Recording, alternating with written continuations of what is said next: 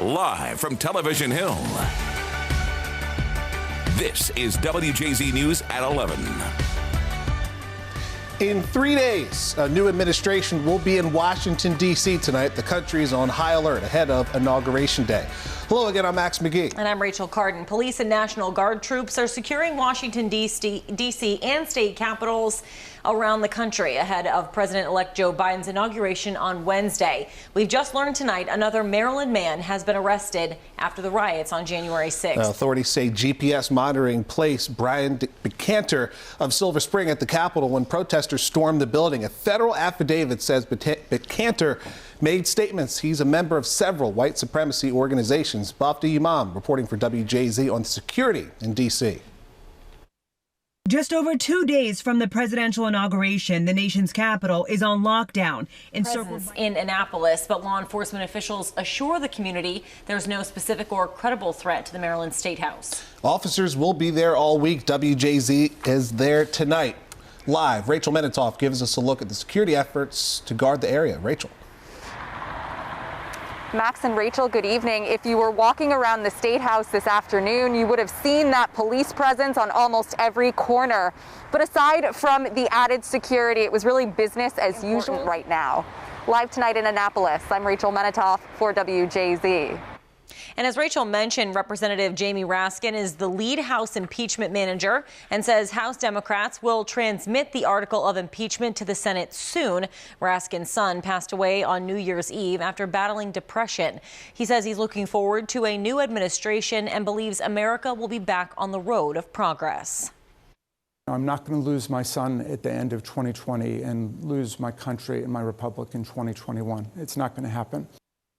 President Trump is set to leave the White House early Wednesday morning. He's planning to give remarks at a farewell event at Joint Base Andrews before boarding Air Force One for the last time. Ben Tracy reports for WJZ from the White House.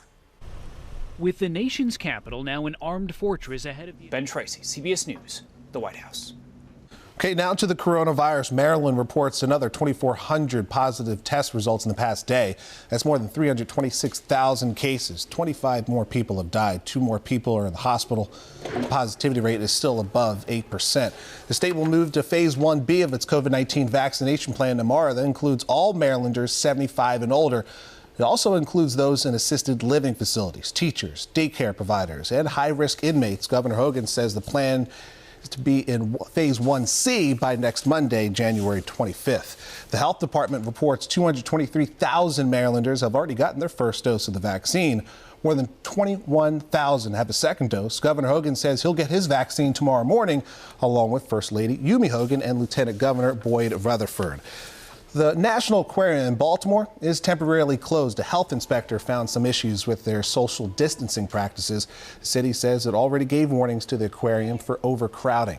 The National Aquarium sent a statement to us saying, in part, there were a couple of areas of concern that are still mitigating. They said they will be sharing revised protocols and new measures with the health department soon and hope to be reopened shortly. Across the country, nearly 24 million people have tested positive for the coronavirus and nearly 400,000 have died. The CDC is warning people about a new coronavirus variant. Experts believe it could become the dominant form of coronavirus by March.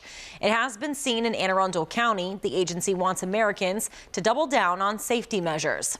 This week marks 1 year since the first COVID-19 case in the United States. Lilia Luciano reports for WJZ. Los Angeles is the first county in the nation. CBS News, Los Angeles. Tonight, the city of Baltimore is mourning the loss of a beloved community activist. Officers say someone shot and killed Dante Barksdale this morning. Investigators found his body on Douglas Court near Orland Street and say he was shot in the head. Barksdale worked with the organization Safe Streets. Police Commissioner Michael Harrison was there and says Barksdale embodied a message of redemption and peace. Mayor Brandon Scott released a statement saying Barksdale was a friend and called him the heart and soul of Safe Streets. Barksdale worked for 9 years with the organization aimed at reducing gun violence and mediating conflicts peacefully. In part, Mayor Scott wrote, "While I am devastated by the loss of my brother in the fight to save lives here in Baltimore, I will not let those who chose to violently take his life dampen the light of his work. City Council President Nick Mosby shared a picture on Twitter. He wrote, "Barksdale used his life to save others by preventing gun violence on our streets. He beat a myriad of odds to do it." And Councilman Z. Cohen wrote his loss is, quote, "beyond devastating." Cohen went on to say, "Baltimore will never get better until we break the cycle. Trauma eats at every facet of our lives. Today, someone else's trauma took away his." There is a mess on West Cross Street after a building collapsed in Baltimore. Now, no one was living at the private property and no injuries have been reported, but the debris damaged cars that were parked on the side of the road nearby. The mayor's office says a building inspector is working to assess the safety of nearby buildings. Crews are going to be putting up fencing to block off the area, and the work to fully remove the debris will continue tomorrow.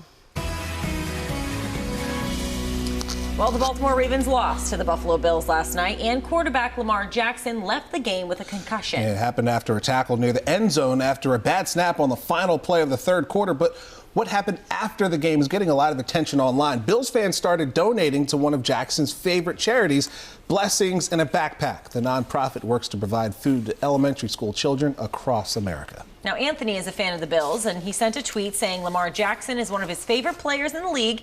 He hopes he recovers soon, and he made a donation. Another fan wished Jackson well and called on others to donate too, show some love in Lamar's honor. Shout out Bills Mafia. And later on in the show, we'll tell you what Lamar Jackson did after the game and why his life could change forever this summer. All right, coming up on WJZ.